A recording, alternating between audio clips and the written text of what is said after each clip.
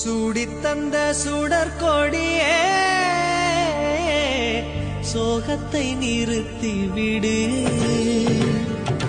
நாளை வரும் மாலை என்று நம்பிக்கை வளர்த்து விடு. நம்பிக்கை வளர்த்து விடு.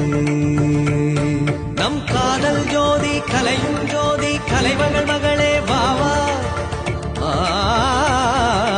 காதல் ஜோதி கலையும் ஜோதி